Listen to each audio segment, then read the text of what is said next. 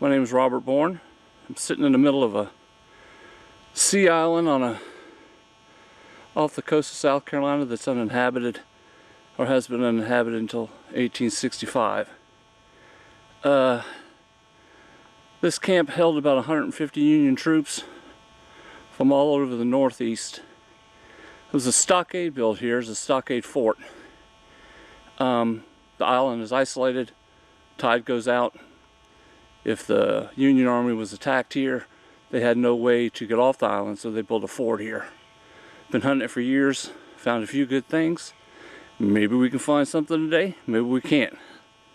But if you don't go, you don't find. So, as soon as something good happens, I'll be back. Thank you. Okay, I just got a half decent signal. Sounds like iron, but I thought I heard brass in the hole. There was a spot. There's our weapon of choice. And we'll see if we can't find this with a pinpointer. I'm sorry, I'm shaky, but it's hot. This pinpointer helps you find something when it just comes out of the ground. It always works better if you have it on, by the way.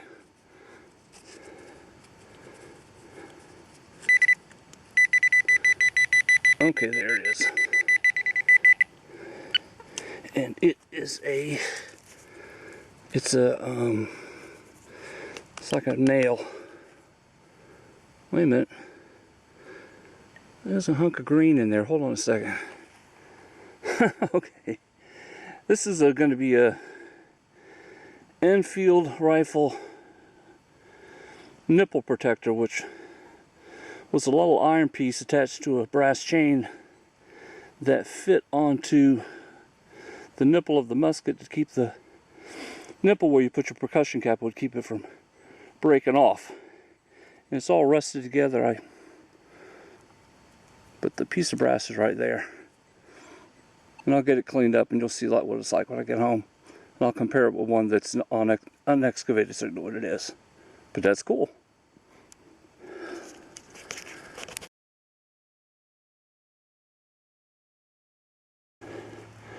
Okay, I just got a signal here right next to where I dug the nipple protector.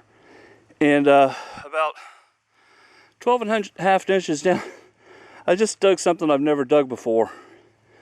Haven't cleaned it off yet. I got it in my hand and I felt it and it didn't feel like what it is. But it's sitting, see if I can zoom on where it is. It's right there in your center of your screen. Wait, let me back it off a little bit. It looks like a gold signet ring. Gold signet ring. It's the first one I've ever found in a camp. I'm not 100% sure it's gold. It looks gold.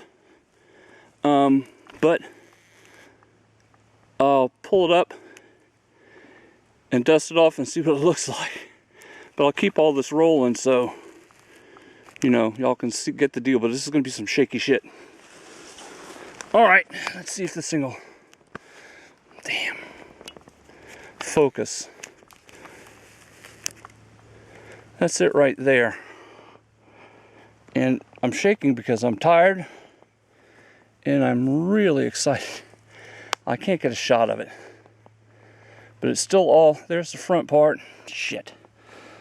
There's the gold part, and I can't tell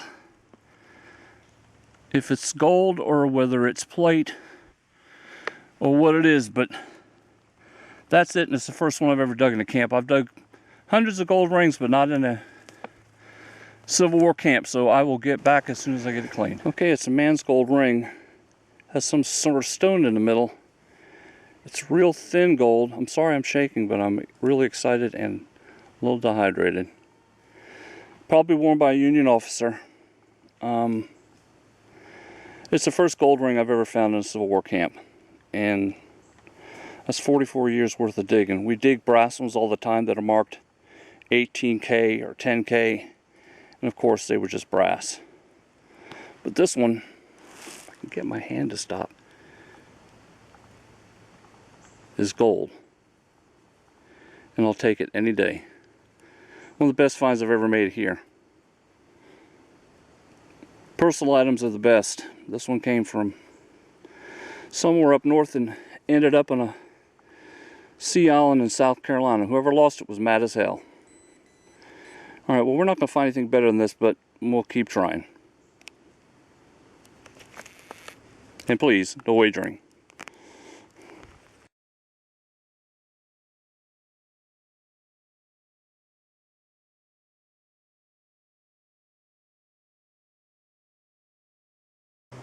Okay, I just got a mediocre signal at best, and while I was pulling out the dirt, I haven't gotten the artifact out of, well, the other artifact.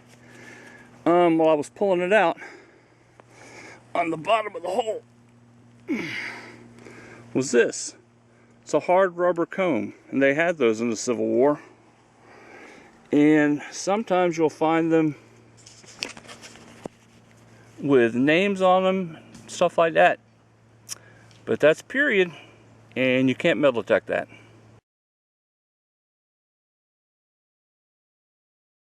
Okay, and there was a target that I found that was with a comb. It's a poncho grommet, or a gun blanket, what they called them. But there it is, Civil War, believe it or not.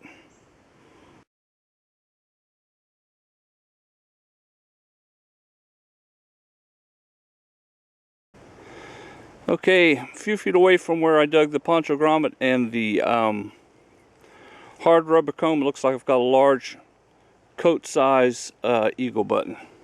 And right here, it's got a smashed in shank. Let's see, let's wipe it on my pants, see if I can see anything. Shouldn't be doing that.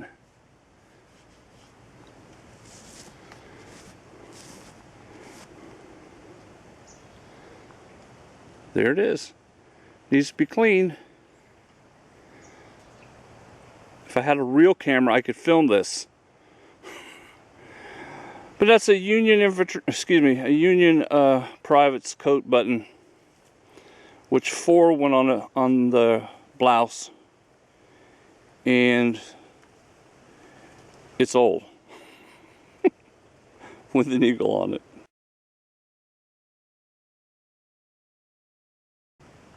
Okay, about a foot away from where I dug that last eagle button, I got some sort of button sitting here in the pile. I'll pull it out and see what we got going here.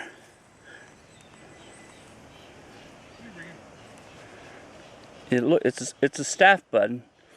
It's either in New York, or it could be any state, or it could be a general staff button. I'll clean it up. See, it has that pronounced rim. It's called a 3-piece button. There's the shank. So that's the best button of the trip for me. So I'll clean it up and we'll see what we got. Alright, there she is cleaned up. It's what's called a general staff officer's button. Cuff size could have went on a kepi, on an officer's kepi hat, or it could have been a cuff. But I haven't dug one out here before, I don't think. So I'm pretty tickled. This is the first one I found in years. So, and it's maybe 2 or 3 feet away from where I dug the gold ring, which was more than likely an officer's anyway. So, but that's a good find. I'm pleased with it. So it's a day maker. So we'll get back to this real trashy area and see what else we can pull out of it.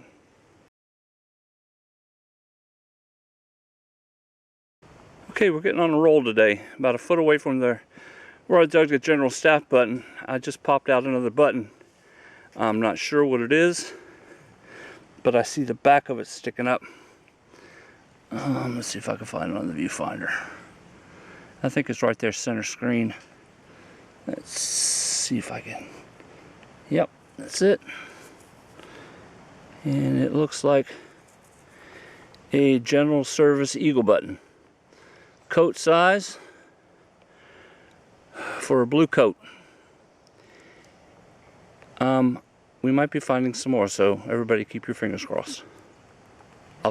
I'll take it. All right, there she is. Coat size. Eagle button made by Scoville Waterbury Manufacturing Company. Stand-up shank. It's been sitting in that spot for at least 150 years, so the buttons do come out of this spot really beautiful. Okay, well, let's see what else we can pull out of this mess. There's tons of burnt nails and iron and huge hunks of iron from God only knows what, but I'll take that anytime. We'll get back. Okay, to about maybe 8 inches away from the eagle button I just dug. It looks like I've got a Union infantry idiots knapsack hook.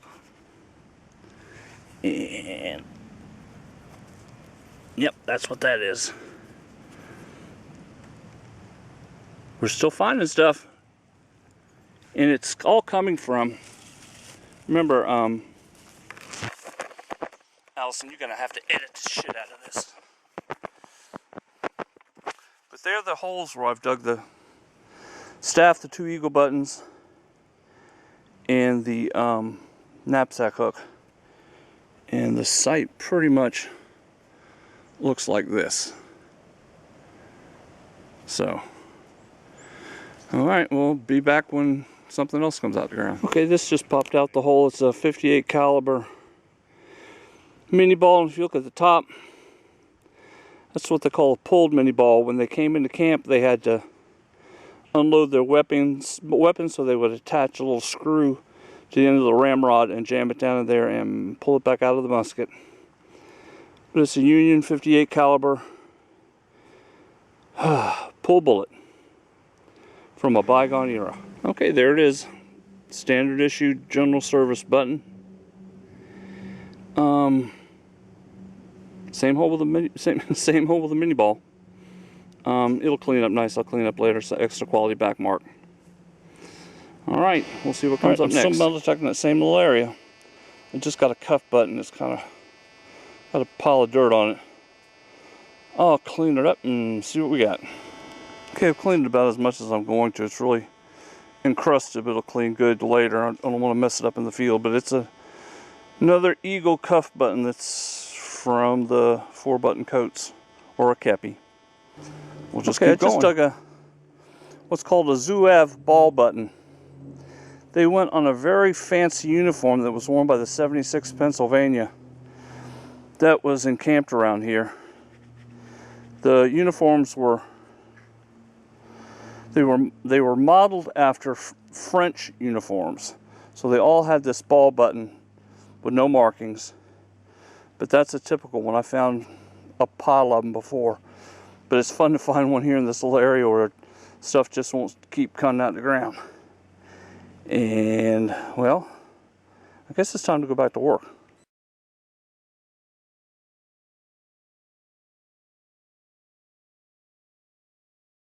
I'm digging an awful lot of holes in a place where I have walked over 1,000 times, starting in 1971 when we first found this place. I'm digging in real trashy iron areas where the iron is masking the brass, the lead, the good stuff. I'm tickled to death with my finds. My favorite ones so far are the personal ones. I mean, you know, eagle buttons and bullets and all that stuff's fairly generic, but the hard rubber comb, cool. You can't metal detect it. You can only eyeball it or feel it or buy it. The signet ring, the gold signet ring, super personal. What's funny is I feel like an officer wore it, and a foot away from it is where I dug the general's staff officer's button. So whether they go together, you know, who knows, but makes a good story. Bugs are out. I guess it's like 2 or 3 in the afternoon maybe. It's gotten a lot hotter. There's no breeze. I can't imagine being here during the war when, you know, they didn't know what the next moment held for them. They were constantly in fear of being attacked by the Confederates, and the Confederates were constantly afraid of being attacked by the Yankees that were here. But it's an interesting place. Again, I've hunted it since 1971, and it's never failed to give up new artifacts when the technology of metal detectors has gotten better. So there'll always be stuff here because we're digging in very loose sand, which is called sugar sand, and the stuff goes. I mean, I've been digging stuff 1.5 feet, 2 feet down. As a matter of fact, the hole where I dug the cuff button was part of a mirror, of all things. I thought it was window pane glass at first, but as I took it out and looked at it, you could still see where it had the stuff on the back that gave it the reflection. So it was somebody's mirror. And it looks like it's a button. I'm not sure what kind it is. Let's see. Looks like another eagle button. No shank. This is what it is. They're fun. That's all I can say. Okay, I just got another button out of a hole. Looks like a cuff button. We'll turn it over.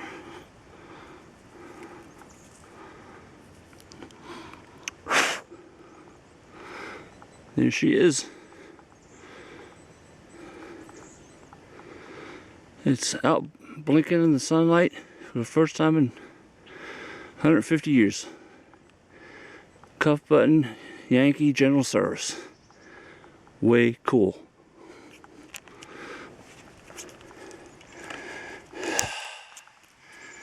Okay, I just dug my last signal of the day, and I'm exhausted, but it's a happy tired. Looks like a eagle cuff button. It's sitting right down there on the edge. And let's see if that's what it is. There's the back and the shank. Huh? I hate it when my hands shake. Okay. It's an eagle eye. Alright, I just flipped this out the hole. Yeah, it looks like an eagle button. Right there on the edge. And that's what it is, coat size General Service. Cool. Okay, there she is right out of the ground. Just cleaned her up. She's a beauty. Union General Service button. That's amazing. I love this crap. Okay, just dug another hole about a foot in front of that other, not even a foot in front of that other eagle button. And got another one. Well, this one's been smashed pretty good. I think. But there it is. I'll take a toothbrush. Okay, there it is, another Code Eagle button. It's been smashed. It is what it is, and it was about a foot away from the other button I just dug. Okay, just dug a nail and had another good signal in the bottom of the hole and used my pin pointer, and looks like I pulled out an eagle button. There's the front. I really can't see it. Got a stand-up shank. I'll go ahead and clean it off and I'll get right back to you. Relics from a bygone era. Before you were born, remember, kids? Okay, there she is. It's a Scoville Manufacturing Company button. Made in Waterbury, Connecticut. She's really a pretty one. She came out nice. Let's see. See the back mark. Let's see. There you go. Scoville Manufacturing Company. It's about 8 inches down, along with an iron nail. So sometimes you gotta dig the iron to get the good stuff. But I'm tickled. I'm tickled. I just don't find them in this good a shape all the time. But there was a time when you could I'd come out here and find 20 or 30 in a day. Now it's fun to find 5 or 6. Okay, we'll get back when we get something else. Well, just pulled out a 3-ringer. I can't tell if it's a 54 caliber or a 58 yet. I've dug, this is only the 3rd bullet I've dug. I've dug 15 buttons and miscellaneous stuff, but I'm just not getting many balls this trip. And there she is. Ounce of lead. When that was fired, it would pretty much, once it hit your body, it would flatten out about the size of a silver dollar.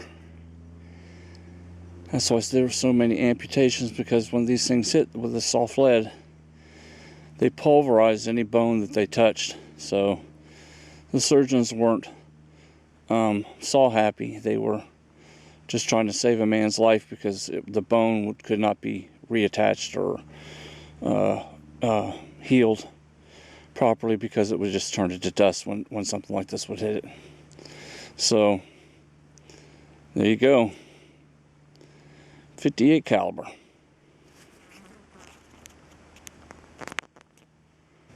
Okay, I just dug something fairly interesting. It's a handmade ring made out of lead, and soldier put some sort of markings right there on the outside of it. But it's definitely a handmade ring out of bullet lead, and that's the first lead handmade ring I think I've ever found in a camp. So far it's been a good trip. That's really neat. What is the saying? Hours of bored and broken up by seconds of sheer terror. Well, they were bored as hell out here, and they had plenty of time to do a lot of carvings. I did find a carved possum head out here a time or two ago. So, well, there she is. Okay, I just dug a mini ball. This was a 58 caliber. The one before this was a 54. So I got that wrong. And I'm pretty sure it was pulled. I'll check out the base and see if there's anything interesting in there. But that was at least 1.5 feet down. It was a nominal signal. Nothing, I mean, in this place, if it doesn't really sound like iron, you kind of dig it. So let me check it and see if it has any base markings. If it doesn't, we'll go on to the next one. Okay, this might be my last entry. Just dug a brass capulator letter that's half of an H for H Company. First time I came back here a few years ago, I found the other half about 20 feet, well, maybe 10 feet from where I found this piece. They're extremely fragile, and it was broken in camp. And when I get home, I'll doctor it up and marry the 2 pieces back the way they should be. And I'm gonna call it a day. I'm absolutely exhausted, but it was worth every second. I had a great time. There's nothing like shaking hands with those soldiers from 150 years ago and seeing their devotion to country, their devotion to each other, come back to the light of day again. Saving history, I guess that's what it's all about.